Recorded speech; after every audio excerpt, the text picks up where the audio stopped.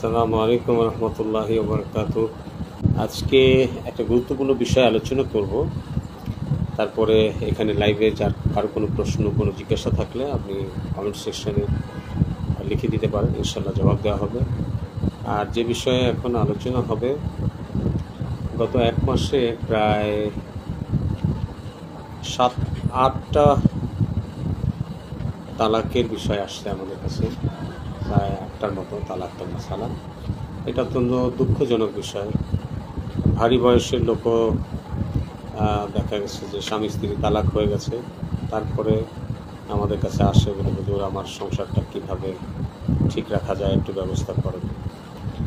আসলে বিষয়টা হলো যে পারিবারিক জীবন সম্পর্কে আমাদের কিছু বিষয় জ্ঞান রাখা খুবই জরুরি, যাতে করে আমাদের সমাজটা রক্ষা পায়, প্রত্যেকটা পরিবার যে ইসলাম সম্মতভাবে সুখে শান্তিতে জীবনযাপন করতে পারে। এ ব্যাপারে হুজুর আকরাম সাল্লাল্লাহু আলাইহি সাল্লামের যে আদর্শ আমাদের সামনে আছে, সেটা আমাদের সকলের জানা দরকার। নারী এবং পুরুষ উভয়ের জানা দরকার। আমাদের সমাজে পারিবারিক কলহটা যেখান থেকে হয়, একজন আরেকজনকে বুঝতে চায় না। স্ত্রী শুধু নিজের হকের কথা চিন্তা করে, স্বামীর হকের কথা চিন্তা করে না। আবার স্বামী শুধু নিজের হকের কথা চিন্তা করে, স্ত্রীর হকের কথা চিন্তা করে না। তখন সামঞ্জস্য হয়, ঝগড়া বিবাদ হয় এবং এটা শেষ পর্যন্ত তালাক পর্যন্ত গড়ায়। এই জন্য আমাদেরকে উভয়ের জন্য, আমি আজকে চেষ্টা করব উভয়ের জন্য, অর্থাৎ একজন নারী, একজন ঘরের স্ত্রী, তার জন্য কিছু কথা বলবো। আবার একজন পুরুষ, একজন স্বামী, তার ব্যাপারেও কিছু কথা বলবো, যে আমাদের উভয়ের মধ্যে যদি এই বিষয়গুলো আমরা খেয়াল রাখতে পারি, তাহলে ইনশাআল্লাহুল আজিজ পারিবারিক জীবনটা আমাদের সুন্দর হবে, ইসলামসম্মতভাবে হবে, শান্তিপূর্ণ হবে। এই জন্য প্রথমে আমি পুরুষ ভাইদের উদ্দেশ্যে বলছি যে হুজুর আকরাম সাল্লাল্লাহু আলাইহি ওয়াসাল্লামের চেয়ে উত্তম পুরুষ আর কেউ হইতে পারে না। আমরা দেখা যায় যে পুরা পৃথিবীর সব মানুষের সাথে ভালো ব্যবহার করলেও স্ত্রীর কাছে গেলে আমরা শাসক হয়ে যাই। সেখানে আমরা তাদের উপরে খবরদারি করার চেষ্টা করি। অনেক ক্ষেত্রে অনেকের কাছে আমরা যেগুলো শুনি যে স্ত্রীরা নির্যাতনেরও শিকার হয়। এক্ষেত্রে আমাদের জানতে হবে যে আমাদের স্ত্রীরা আমাদের জীবন সঙ্গিনী, অর্ধাঙ্গিনী, সহধর্মিনী, যেটাই বলেন। একজন পুরুষ কিন্তু একজন নারী ব্যতীত তার জীবনটা অসম্পূর্ণ এবং অর্থহীন। এমনকি জান্নাতের মধ্যেও স্ত্রী ব্যতীত একজন পুরুষের নেয়ামতের পূর্ণতা আসবে না। এই কারণে আল্লাহ তাআলা হযরত আদম আলাইহিস সালামকে যখন সৃষ্টি করে জান্নাতে রেখেছেন, জান্নাতের এত নাজ নেয়ামতের ভিতরেও কেমন উদাসীন থাকতেন। কিন্তু যখন আল্লাহ রাব্বুল ইজ্জত হযরত আদম আলাইহিস সালামের বাম পাজর থেকে একটা হাড় নিয়ে আম্মা হাওয়া আলাইহিস সালামকে বানাইলেন এবং সুসজ্জিত করে কামরাতে রাখলেন এবং বললেন, অমুক কামরাতে যাও। আম্মা হাওয়াকে দেখে যে একটা হাসি দিলেন, আবার হ্যাঁ, এরকমই কিছু যাচ্ছে, একটা সঙ্গী। তো আপনি দেখেন, স্বামী স্ত্রীর সম্পর্কটা হচ্ছে পৃথিবীর সর্বপ্রথম সম্পর্ক। অন্য কোনো আত্মীয়তা এর আগে আর ছিল না। আদম আলাইহিস সালামকে সৃষ্টির পরে তার ভাই বোন, তার মা বাবা কিছু বানায়নি, প্রথমে বানাইছেন তার স্ত্রীকে। তো পৃথিবীর সবচেয়ে আদি সম্পর্ক হচ্ছে স্বামী স্ত্রীর সম্পর্ক। আবার যখন দুনিয়া শেষ হবে, আখিরাতে জিন্দগি শুরু হবে, হিসাব কিতাব হয়ে জাহান্নামীরা জাহান্নামে যাবে, আর যারা জান্নাতি তারা জান্নাতে যাবে। তাদের মধ্যে আপনার ভাই জান্নাতে গেলে আপনার ভাবি তার সাথে থাকবে, আপনার শ্বশুর জান্নাতে গেলে আপনার শাশুড়ি তার সাথে যাবে, আপনার বোন জান্নাতে গেলে সে তার স্বামীর সাথে থাকবে, আপনার বাবা জান্নাতে গেলে আপনার মা তার সাথে থাকবে, আপনার সাথে আপনার স্ত্রী থাকবে। তার মানে সর্বশেষ আবার স্বামী স্ত্রী একসাথে হবে। তো একেবারে পৃথিবীর আদি সম্পর্ক যে স্বামী স্ত্রী, এবং সর্বশেষ সম্পর্কটাও স্বামী স্ত্রী। সুতরাং স্বামী স্ত্রীর সম্পর্কটা হইতে হবে পৃথিবীর মধ্যে সবচেয়ে মজবুত, সবচেয়ে মহব্বত, ভালোবাসা সবচেয়ে। এই কারণে পুরুষদেরকে নারীদের প্রতি নীতি সহন নমনীয় হইতে হবে, তার সাথে নরম ব্যবহার করতে হবে। রাসূলুল্লাহ সাল্লাল্লাহু আলাইহি ওয়াসাল্লাম বলছেন, তোমরা যখন খাও তোমাদের স্ত্রীদেরকেও খেতে দাও, তোমরা যখন পরিধান করো তোমার স্ত্রীদেরকেও পরিধান করতে দাও। এই জন্য স্ত্রীদের সাথে ভালো ব্যবহার করতে হবে। স্ত্রীদেরকে দাসী বান্দি বানানো যাবে না। স্ত্রীদের সাথে সর্বোচ্চ মর্যাদা দিয়েছেন নবীজি মুহাম্মদ রাসূলুল্লাহ সাল্লাল্লাহু আলাইহি ওয়াসাল্লাম। প্রেম ভালোবাসার সম্পর্ক স্ত্রীর সাথেই হবে। রাসূলুল্লাহ সাল্লাল্লাহু আলাইহি ওয়াসাল্লাম নবী ছিলেন, সর্বশ্রেষ্ঠ নবী ছিলেন, এই পৃথিবীর মধ্যে সবচেয়ে প্রভাবশালী প্রতাপশালী ব্যক্তিত্ব ছিলেন। আসমান থেকে 23,000 বারের অধিকবার ওহী নিয়ে হযরত জিবরাইল আমিন আলাইহিস সালাম নবীজির কাছে এসেছেন। এত বড় ব্যক্তিত্ব, যিনি ব্যতীত আর কেউ জীবিত অবস্থায় বলে আল্লাহ পাকের সাথে মিরাজ করতে পারেননি। আল্লাহ সরাসরি হুজুর সাল্লাল্লাহু আলাইহি ওয়াসাল্লামকে আসমানে নিয়ে গেছেন মিরাজের জন্য। এত বড় ব্যক্তিত্ব, কিন্তু তিনি যখন ঘরে যেতেন তখন অত্যন্ত একজন প্রেমিক পুরুষ হইতেন, রোমান্টিক পুরুষ হইতেন। হ্যাঁ, হুজুর আকরাম সাল্লাল্লাহু আলাইহি সাল্লামের আখলাক সম্পর্কে আম্মা আয়েশা রাদিয়াল্লাহু তাআলা আনহা বলছেন যে হুজুর আকরাম সাল্লাল্লাহু আলাইহি সাল্লাম যখন ঘরে আসতেন তখন আমাকে অত্যন্ত মহব্বতের সাথে আমার নাম ধরে ডাকতেন, কখনো আয়েশা, কখনো হুমায়রা। হুজুর সাল্লাল্লাহু আলাইহি সাল্লাম আমাকে নিজের রানের উপরে বসাইতেন, অর্থাৎ কোলে বসাইতেন, এবং হুজুর সাল্লাল্লাহু আলাইহি সাল্লাম আমার কাছে পানি পান করার জন্য পানি চাইলে বলতেন যে আয়েশা, ওই পাত্রে আমাকে পানি দাও যেই পেয়ালাতে তুমি পানি পান করো। আমি আমার পানির পেয়ালায় নবীজির জন্য পানি নিয়ে আসলে নবী বলতেন, আয়েশা তুমি কোন জায়গায় ঠোঁট লাগায় পানি পান করো? বলে কেন? বলে আমিও সেখানে সেই জায়গায় ঠোঁট লাগায় পানি পান করতে চাই। অর্থাৎ নবীজি সাল্লাল্লাহু আলাইহি সাল্লাম তার স্ত্রীদের সাথে এই পরিমাণ ভালোবাসার আখলাক চরিত্র দেখিয়েছেন। আম্মা আয়েশা রাদিয়াল্লাহু তাআলা আনহাকে হুজুর সাল্লাল্লাহু আলাইহি সাল্লাম ঘুরতে নিয়ে যাইতেন। বলে যে বাচ্চা বাচ্চা ছেলেরা মাঠে খেলতো, হুজুর সাল্লাল্লাহু আলাইহি সাল্লাম সেই খেলা দেখতে নিয়ে যেতেন নিজের স্ত্রীকে। একবার এমন হলো যে একটা উঁচা পাহাড়ের উপরে ছোট একটা পাথরের উপরে আয়েশা রাদিয়াল্লাহু তাআলা আনহাকে দাঁড় করায় হুজুর সাল্লাল্লাহু আলাইহি সাল্লাম সামনে দাঁড়াইলেন, আয়েশা রাদিয়াল্লাহু তাআলা আনহা পিছন থেকে নবীকে জড়ায় ধরলেন। বাচ্চারা খেলতেছে, লম্বা সময় আয়েশা রাদিয়াল্লাহু তাআলা আনহা খেলা দেখতেছে। নবী বারবার জিজ্ঞেস করছে, আয়েশা তুমি কি খেলা দেখে তৃপ্ত হইছো? তুমি কি তৃপ্ত ছিল? না, তৃপ্ত হইনি। আবার এক পায়ের উপরে কতক্ষণ, আবার এক পায়ের উপরে কতক্ষণ, আবার এক পায়ের উপরে, এইভাবে রাসূলুল্লাহ সাল্লাল্লাহু আলাইহি ওয়াসাল্লাম যখন আয়েশা রাদিয়াল্লাহু তাআলা আনহা যতক্ষণ না বলছে যে হ্যাঁ আমি তৃপ্ত হয়েছি, ততক্ষণ পর্যন্ত আয়েশা রাদিয়াল্লাহু তাআলা আনহাকে খেলা দেখাইছে। হুজুর সাল্লাল্লাহু আলাইহি ওয়াসাল্লাম ঘরে আসলে আম্মা আয়েশা রাদিয়াল্লাহু তাআলা আনহা খামির বানাইতেন। হুজুর সাল্লাল্লাহু আলাইহি ওয়াসাল্লাম রুটি চুলার মধ্যে লাকড়ি দিয়ে আগুন জ্বালায় দিতেন। হুজুর সাল্লাল্লাহু আলাইহি খাদেম, হুজুর সাল্লাল্লাহু আলাইহি ওয়াসাল্লামের খাদেম আনাস রাদিয়াল্লাহু তাআলা বলছেন যে হুজুর সাল্লাল্লাহু আলাইহি চুলার মধ্যে লাকড়ি দিয়ে যে আগুন জ্বালানোর জন্য ফু দিতেন, দেখতাম হুজুরের ঘন দাড়ির ভিতর থেকে ধোঁয়া বের হইতেছে। তো এই জন্য হুজুর সাল্লাল্লাহু আলাইহি সাল্লাম তার স্ত্রীদের সাথে যেরকম নমনীয় আচরণ করেছেন, ভালো আচরণ করেছেন, ভালো ব্যবহার করেছেন, আমাদেরকে আমাদের স্ত্রীদের সাথে এরকমই নমনীয় এবং ভালো ব্যবহার করতে হবে। এটা আমাদের জন্য খুব জরুরি। হুজুর সাল্লাল্লাহু আলাইহি সাল্লাম আমাদের জন্য জিন্দেগির প্রতিটা ক্ষেত্রে আদর্শ। এই জন্য বলছে যে তোমাদের মধ্যে সেই ব্যক্তি সেই পুরুষ সর্বোত্তম যে তার স্ত্রীর কাছে সর্বোত্তম, আর আমি আমার প্রত্যেক স্ত্রীর কাছে আমি সর্বোত্তম। এই জন্য আমাদেরকে আমাদের স্ত্রীদের সাথে নমনীয় আচরণ করতে হবে, তাদের উপর জুলুম নির্যাতন করা যাবে না। এইটা পুরুষদের জন্য বললাম। এবার মা বোনদের জন্য বলছি, যারা মা বোনরা আমার এই কথা শুনবেন তারা একটু মনোযোগ দিয়ে শুনবেন। আল্লাহ তাআলা কোরআনে কারিমে বলছে, আর রিজালু কাওয়ামুনা আলান নিসা, আল্লাহ পুরুষদেরকে নারীদের উপরে কর্তৃত্ব দান করেছেন। এবং হুজুর আকরাম সাল্লাল্লাহু আলাইহি ওয়াসাল্লামের কাছে একাধিকবার এই ঘটনা ঘটছে। কেউ এসে বলছে, ইয়া রাসূলুল্লাহ, রোম পারস্যের লোকেরা তাদের সম্রাটদেরকে সেজদা করে, অথচ সেজদার জন্য আপনি সবচেয়ে উপযুক্ত, আমরা আপনাকে সেজদা করতে চাই। নবীজি সাল্লাল্লাহু আলাইহি ওয়াসাল্লাম বলছেন, না, আমি যে ধর্ম নিয়ে আসছি, যে দিন নিয়ে আসছি, সেই দিনে একমাত্র আল্লাহ ব্যতীত আর কাউকে সেজদা করা যায় না। আমি যদি আল্লাহ ব্যতীত আর কাউকে সেজদা করার অনুমতি দিতাম, তাহলে নারীদেরকে বলতাম তারা যেন নিজ নিজ স্বামীদেরকে সেজদা করে। একবার এমন হলো যে একটা উট আসলো, রাসূলুল্লাহ সাল্লাল্লাহু আলাইহি ওয়াসাল্লামকে সেজদা করলো। তখন উপস্থিত সাহাবীরা বললেন, ইয়া রাসূলুল্লাহ, আপনি এই উট আপনাকে সেজদা করতেছে, আমরা কেন আপনাকে সেজদা করব না? হুজুর সাল্লাল্লাহু আলাইহি ওয়াসাল্লাম আবার একই উত্তর দিলেন যে হ্যাঁ, আমি যেই ধর্ম, যে দিন নিয়ে দুনিয়াতে আসছি, সেই দিন আল্লাহ ব্যতীত আর কাউকে সেজদা করার অনুমতি দেয় না। যদি আমি আল্লাহ ব্যতীত আর কাউকে সেজদা করার অনুমতি দিতাম, তাহলে নারীদেরকে বলতাম তারা যেন তাদের স্বামীদেরকে, নিজ স্বামীদেরকে সেজদা করে। হ্যাঁ, এটা আমাদেরকে অনুভব করতে হবে যে নবীজি এই কথা বলেছেন, নিশ্চয়ই এর পিছনে বড় কোনো কারণ আছে।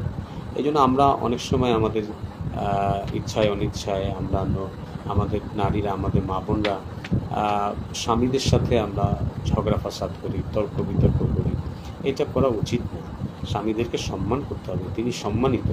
আমাদের জন্য আদর্শ হলো কোরআনে বর্ণিত নারীরা, রমণীরা, ফেরাউনের স্ত্রী আসিয়া, হযরত ইব্রাহিম আলাইহিস সালামের স্ত্রী হাজেরা, হুজুর সাল্লাল্লাহু আলাইহি ওয়াসাল্লামের স্ত্রী খাদিজা রাদিয়াল্লাহু তাআলা আনহা, আয়েশা রাদিয়াল্লাহু তাআলা আনহা। এরকম এই ধরনের রমণীরা আমাদের মা বোনদের জন্য আদর্শ হবে, যে তারা তাদের জীবনটা কত সুন্দরভাবে তাদের জীবনের মধ্যে আল্লাহ তাআলার ফরমাবর্তারির সাথে সাথে স্বামীর কী পরিমাণ ভক্তি শ্রদ্ধা তারা করেছিলেন। এটা আমাদের জন্য আদর্শ। এই জন্য স্বামীর প্রতি ভক্তি শ্রদ্ধা করতে হবে। স্বামীর কথায় প্রত্যুত্তর করা যাবে না, স্বামীর কথায় প্রত্যুত্তর করা যাবে না। স্বামীর সাথে ঝগড়া করা যাবে না, স্বামীর সাথে ঝগড়া করা যাবে না। স্বামীকে কোনো কাজের আদেশ করা যাবে না। স্বামীকে সম্মান করতে হবে, স্বামীকে মহব্বত করতে হবে, স্বামীকে মহব্বত করতে হবে, স্বামীর খিদমত করতে হবে, স্বামীকে খুশি রাখতে হবে, স্বামীকে খুশি রাখতে হবে।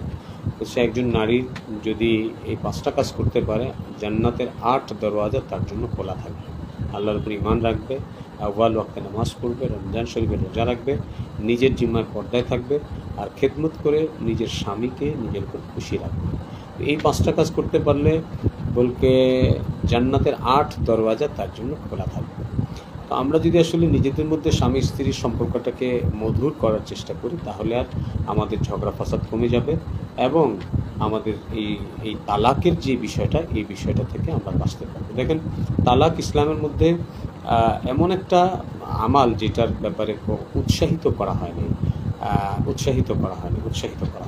এটা একটা অপছন্দনীয় হালাল। বিশেষ ঠেকায় যেখানে বেশি অসুবিধা, সেখানে নিজেদেরকে রক্ষা করার জন্য তালাক দেওয়ার কথা ইসলামে করে দিয়েছে, যাতে কারো জীবনটা বিষাক্ত না হয়। কিন্তু এটার জন্য উৎসাহিত করা হয়নি। জীবনটাকে সুখময় করার জন্য আমাদেরকে স্বামী স্ত্রীর সম্পর্কটা হুজুর আকরাম সাল্লাল্লাহু আলাইহি ওয়াসাল্লাম এবং হুজুর সাল্লাল্লাহু আলাইহি ওয়াসাল্লামের বিবি সাহেবানদের জীবন আদর্শ আমাদের সামনে থাকতে হবে। তাহলে আমাদের জীবনটা একেবারে ঘরটা যেন জান্নাত হবে।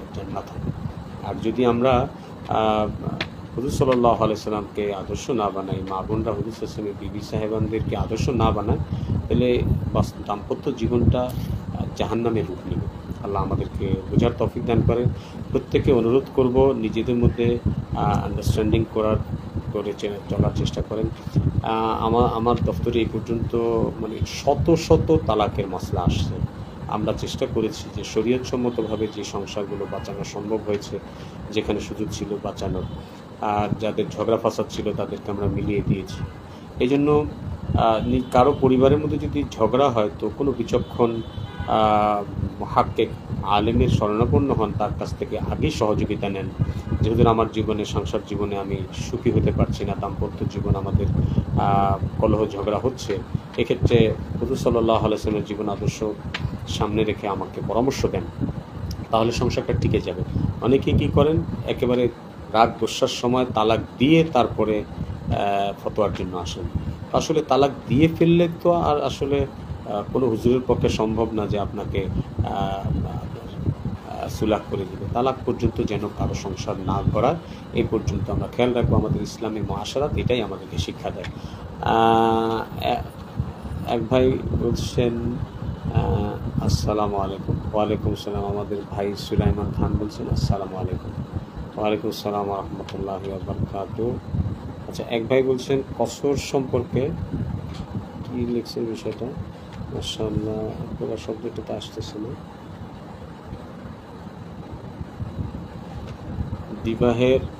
বিবাহের জন্য কত বছর হওয়া জরুরি, বিয়ের উপযুক্ত সময় কখন, আর কীরকম সামর্থ্য থাকতে হবে? আচ্ছা, ভাই হাফেজ হাসান জামান বলছেন বিবাহের জন্য কত বছর। নির্দিষ্ট কোনো বছর হওয়া জরুরি না। আপনি যখন বালেগ হয়ে যাবেন, আপনার সামর্থ্য আছে, তা আপনি বিয়ে করতে পারবেন। আশরাফ আলী থানভী রহমতুল্লাহ বলছে, তোমরা তোমাদের ছেলেদেরকে ছেলের জন্মের পরে তার সুন্দর নাম রাখো, আকিকা দাও, তাকে ইসলামী মতাদর্শ মোতাবেক ইলম শিখাও, আর 15 বছর বয়স হলে তাকে বিবাহ শাদী করায় তাকে কোনো একটা পেশা নিযুক্ত করে দাও। এইটা আশরাফ আলী থানভী রহমতুল্লাহের পরামর্শ ছিল। তো শরীয়তে সুনির্দিষ্টভাবে আপনার এত বছর হইতে হবে এমন কোনো বয়স নির্ধারণ করা নেই। তবে আপনার সামর্থ্য হয়ে গেলে বিয়ে করে নেওয়াই সর্বোত্তম। যখন আপনি বালেগ হয়েছেন, আপনার সামর্থ্য আছে, বিয়ের জন্য উপযুক্ত সময় কখন? উপযুক্ত সময় এই যে যখন আপনি যুবক হয়ে গেলেন, তখনই আপনার উপযুক্ত সময়। তবে কখনই তাখির করা যায় না, দেরি করা যায় না। বিবাহে দেরি করলে মানুষ গুনাহে লিপ্ত হয়। আচ্ছা, সামর্থ্য, কী সামর্থ্য থাকতে হবে আপনার? তেমন বিবাহের জন্য তেমন কোনো সামর্থ্যের কথা তো ইসলামে এরকম বাইন্ডিংস করে দেওয়া হয়নি যে অমুক সামর্থ্য ছাড়া বিবাহ করা যাবে না, এমন কিছু নাই। সুনির্দিষ্ট কোনো বিষয় বল, হ্যাঁ, এতটুকু ব্যাপারে মুহাক্কিক ওলামা ইকরামগণ বলছেন যে আপনি বিবাহ বয়স হয়েছে, আপনার শরীরের চাহিদা তৈরি হয়েছে, আপনি বিবাহ করলে আপনার স্ত্রীকে ভরণ পোষণ দেওয়ার সামর্থ্য আপনার আছে, তো আপনি বিয়ে করে নেন।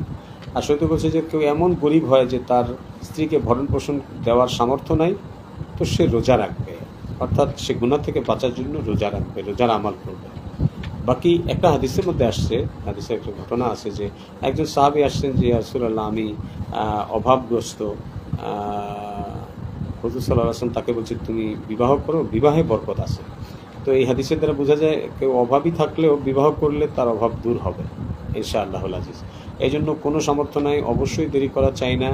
বিবাহ মানুষের শরীর, মানে নারী হোক অথবা পুরুষ হোক, বিবাহের চাহিদাটা এমন একটা চাহিদা যেমন মানুষের ক্ষুধা এবং পিপাসা লাগে, ক্ষুধার্ত হইলে খেতে হয়, পিপাসার্থ হইলে পানি পান করতে হয়, এরকমই যুবক হলে বিয়ে করতে হয়। সুতরাং যখন আপনার বিয়ের বয়স হয়েছে, আপনি সামর্থ্যবান হয়েছেন, আপনি বিয়ে করে নেন। সাহাবা ইকরামের জামানায় বিয়ে খুবই সহজ ছিল, এই কারণে সেই জামানায় জিনা ব্যভিচারের পরিমাণ কম ছিল বা ছিলই না। কিন্তু আমাদের জামানায় বিবাহ কঠিন করা হয়েছে, যার কারণে জিনা ব্যভিচার সহজ হয়ে যাচ্ছে বা এর সয়লাভ হচ্ছে। এই জন্য বিবাহে এত বেশি মানে যাচাই বাছাই এত বেশি দরকার নেই। সালমান ফার্সি রাদিয়াল্লাহু তাআলা আনহু একজনের বাড়ির সামনে দাঁড়ায় আছেন। আবু দারদা রাদিয়াল্লাহু তাআলা আনহু দেখলেন যে সালমান ফার্সি দাঁড়ায় আছে, বলে কি ব্যাপার, এখানে দাঁড়ায় আছেন? বলে হ্যাঁ, এই বাড়ির যে মুরব্বী তার একটা মেয়ে আছে, আমি তাকে বিয়ে করতে চাই, তুমি আমার প্রস্তাব দাও তার কাছে গিয়ে। আবু দারদা রাদিয়াল্লাহু তাআলা আনহু বাড়িতে গিয়ে বুড়া মেয়েকে বললেন যে বাড়ির বাইরে সালমান ফার্সি নবীর সাহাবী দাঁড়ায় আছে, আপনার মেয়ে বিয়ে করতে চায়। তো বুড়া মেয়ে বললেন যে তাকে তো দিব না, তুমি বিয়ে করলে তোমারই দিতে পারে। বলে আচ্ছা ঠিক আছে, দিয়ে দেন। তো মেয়ের বাবাই খুতবা পড়ে তার এখানেই বিয়ে দিয়ে দিছে। কোথায় আমার মা দেখবে, বোন দেখবে, এই সেই আমাদের জামানা আমরা যত কিছু করি, এত কিছু না, একজনের জন্য কথা বলতে গিয়ে বিয়ে করে ফেলছে। তো বিয়ের পরে বলছে, দৌড়ায় বাইরে এসে বলছে, সালমান, আমি তো তোমার কথাই বলছিলাম, কিন্তু মেয়ের বাবা তো আমার কাছে বিয়ে দিয়ে দিছে। তো সালমান ফার্সি বলছে, আরে তোমার তকদিরে ছিল, আমি খামাখাই এসে এখানে পেরেশান হয়েছি। কোনো ঝগড়া ফাসাদ হয়নি, বিয়ে হয়ে গেছে। তো বিবাহ এত সহজ ছিল, যার কারণে জেনা মুক্ত ছিল সমাজ। এখন বিবাহ কঠিন, অনেক বেশি কঠিন হওয়ার কারণে জেনা, মানে সমাজ জেনার দ্বারা কলুষিত হচ্ছে। কম বয়স্ক, মধ্যবয়স্ক, এখন তো শোনা যাচ্ছে যে বেশি বয়স্ক, ভারী বয়স্ক লোকেরাও জেনা ব্যভিচারের মতো খারাপ কাজের মধ্যে লিপ্ত হচ্ছে। এই জন্য আমাদেরকে বিবাহ সহজ করতে হবে, তাতে আমাদের সমাজ পবিত্র হবে ইনশাআল্লাহ। আরেক ভাই বলছেন বিবাহের জন্য পাত্রকে নির্বাচন করতে হবে। পাত্র বা পাত্রী, এটা আসলে প্রত্যেকের পারিবারিক স্ট্যাটাস, যেটাকে শরীয়তের ভাষায় কুফু বলা হয়, কুফু অনুসারে আপনি দেখবেন। আপনি পুরুষ হলে মেয়েদের ভালো বংশ, তাদের অর্থনৈতিক অবস্থা, সৌন্দর্য, এগুলোও দেখতে পারেন। চতুর্থ নম্বরে বলছে ফাসলুল বিজাত দিন, আর কিছু যদি না হয় দিনদারিটা দেখবেন, দিনদার দেখে তারপর বিয়ে করবেন, ইনশাল্লাহ সংসার জীবনে সুখী হতে পারবেন ইনশাআল্লাহ।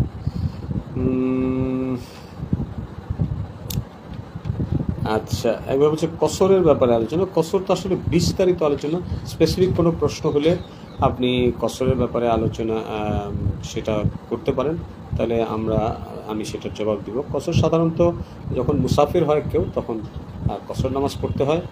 আর মুসাফির হওয়ার জন্য নিজের বাড়ি থেকে যদি কেউ 48 মাইল দূরত্বে, অর্থাৎ 70-72 কিলোমিটারের দূরত্বে 15 দিন এর কম সময়ের জন্য সফর করে সেখানে সে মুসাফির হয় এবং তার 4 রাকাতওয়ালা নামাজগুলো 2 রাকাত পড়তে হয়। এই হচ্ছে মানে বেসিক কথা কসরের ব্যাপারে। স্পেসিফিক কোনো বিষয় থাকলে সেটাও জিজ্ঞাসা করতে পারেন।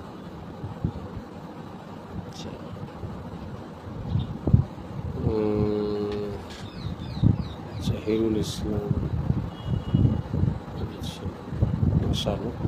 তো আমার মনে হয় আজকে এই পর্যন্তই আলোচনা রাখি।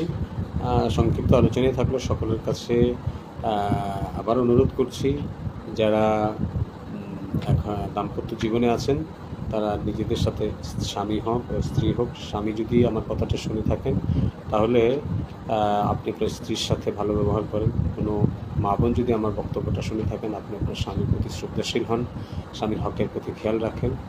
আর যারা নিজেদের সন্তানদেরকে বিবাহ করাবেন, ছেলে বিবাহ করার সময় দিনদার মেয়ে দেখবেন, মেয়ে বিয়ে দেওয়ার সময় দিনদার ছেলে দেখবেন। টাকা পয়সা, অর্থবিত্ত, টাকা পয়সা আছে এগুলো দেখে বিয়ে দিলে শান্তি হবে না, সংসার জীবনও সুন্দর হবে না, সুখের হবে না।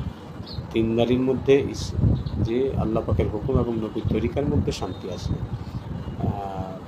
দুনিয়া, টাকা পয়সা এগুলো দিনদারির সাথে সাথে যদি এগুলো থাকে কোনো অসুবিধা নাই, কিন্তু দিনদারিটা থাকতেই হবে। আল্লাহ সবাইকে বোঝার আমল করা তৌফিক দান করেন।